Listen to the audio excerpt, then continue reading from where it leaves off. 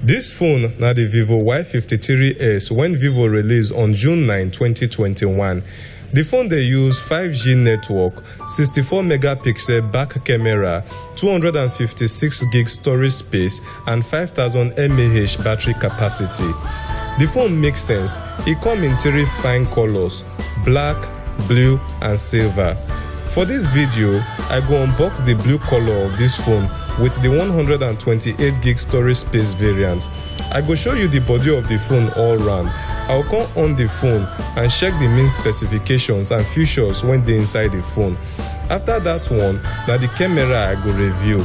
The last thing when I go talk about na the price of the phone and wetin I think about the phone personally. So watch this video reach the end, make you fit know everything when they inside this phone. Now, if you want to watch all my phone review videos for Nigerian Pidgin English, where I dey break all the phone specifications down, make you fit understand them well, subscribe to this channel now. If you like this phone review, no forget to click the like button. Click am now, e no go stop this video. If you no like this video, click the unlike button, then go down, go comment and tell me why you no like this video, make I know wetin me fit improve about. If I know wetin I dey do wrong, e go help me improve for my next video. Vivo Y53s makes sense when you hold am. Na inside this blue and white box na e dey.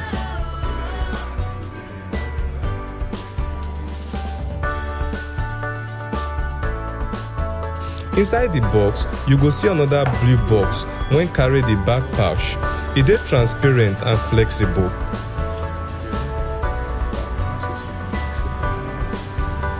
Na the phone be the next thing when you go see.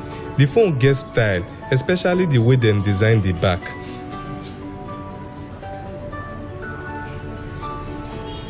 The charger na 18-watt fast charger and e dey bigger than the normal Techno and Infinix charger when you know. Make I compare am with the normal average charger. Next for the box na the USB charging cable. Na Type-C USB cable na follow the phone come. Then the earpiece. Finally, the SIM injector. Na everything when follow the phone come na be this.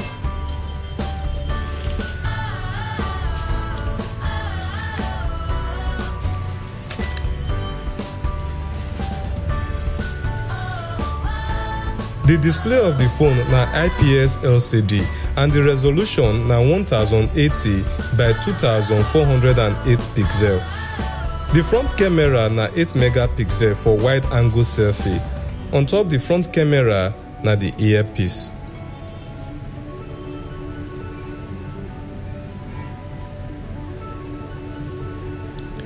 The right corner of the phone carry the volume button and the power button. Na the power button na be the fingerprint sensor too. Top of the phone carry one microphone and the SIM card house. The phone dey use 2 SIM cards and memory cards. Na here na dey put them too. Normally, e hard to see phone when e be say na up of am dey put memory card and SIM card, but this phone na the exact place when they put am na be that.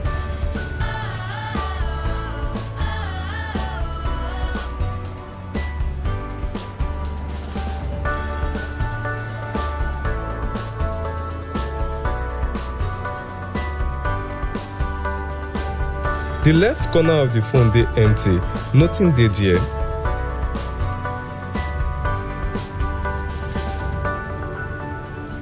The bottom of the phone carry the charging port, the speaker, another microphone and the earpiece head jack.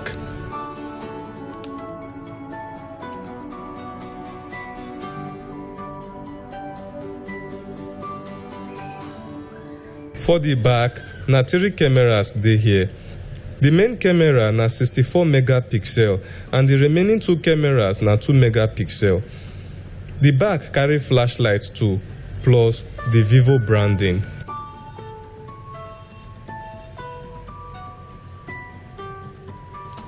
Na Megalight Communications for Amarata, Yenagoa na dey sponsor this video. Dem dey sell all kinds of phones and accessories, including this Vivo Y53s when I dey review so if you dey anywhere around Yanagwa for Bayelsa State, make sure say you visit their store. E dey by UBA Bank for Ebis Mechanic Junction for Amarata. You fit patronize them without any fear. Na original things you go find for there. Okay, make we come back to our review. Now na the time to on the phone. After the quick and initial setup, I start to play around with the phone if e go run fast.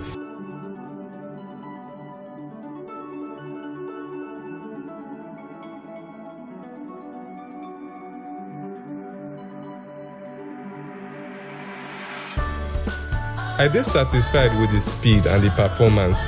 Everything dey respond on time. The quick settings from the drop-down menu carry the eye protection, Vivo Share, Nearby Share, Split Screen, and other settings. The phone dey run on Android 11 with Qualcomm chipset. The CPU na octa-core 2.0 GHz. The phone security includes the normal lock screen, the ones when you don't already know with other Android phones. Then you get the fingerprint unlock, the face unlock, and the security detection. The security detection na one feature of the phone when they scan the phone if any application dey exposed to security threats. With this feature, you fit secure your online payment process, lock your applications, and identify dangerous apps and games. With this phone, you fit create different user accounts. I mean, if you turn the phone on, it go show you all your music, videos, pictures, applications, and games, including every history of the things when you dey browse with your Chrome browser. But once you switch the phone to another user account, all your application, games, pictures, and browsing history no go show again. Na the new account user files na go come show. It just be like when you log out of one Facebook account and enter another Facebook account, you no go see the first Facebook account messages again. The phone get the cloning feature. Not be new thing actually, but it go allow you transfer all the files and data of your old phone come this new phone, or transfer the files and data of this phone to another one. The FM of this phone no dey work without the earpiece. You must plug am before it go work.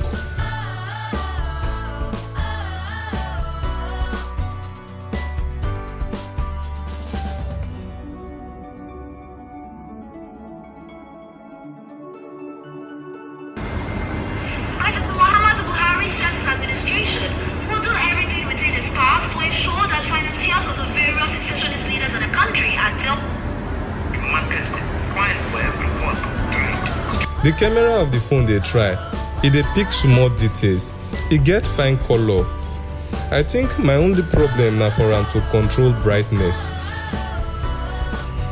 Zooming no be problem for this phone. The zooming scale na ×4.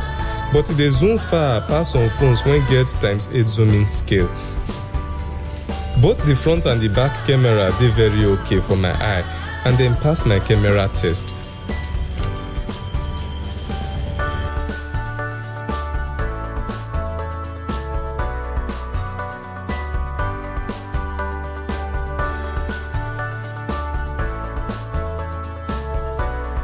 Okay guys, this is the Vivo Y53s, the one that has 8GB RAM and 128GB ROM. And this is the front camera of the phone. I'm only doing this for review purpose, and I expect it to be better than other phones because the front camera has a whole big improvement compared to it. It's amazing.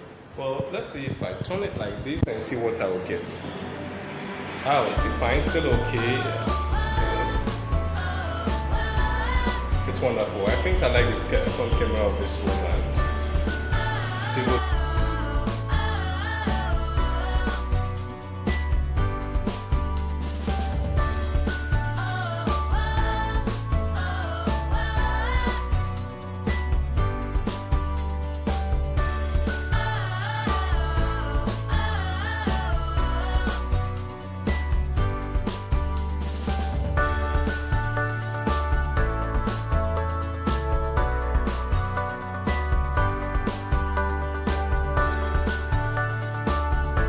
The price of the phone na 131,000 naira for this variant. As for me, the phone good for the price. 128GB ROM and 8GB RAM no be play. E no heavy, e dey comfortable for pocket. So if you dey wonder whether na good phone, I no get any complaint. So yes, na good phone. I go match break for here, but no forget to tell me wetin you think about this phone for the comment section. If you get any question, I dey answer almost immediately, so ask your question. If I do something wrong and I need improvement, I beg tell me. If you never subscribe, no waste time, subscribe now. See you for the next video.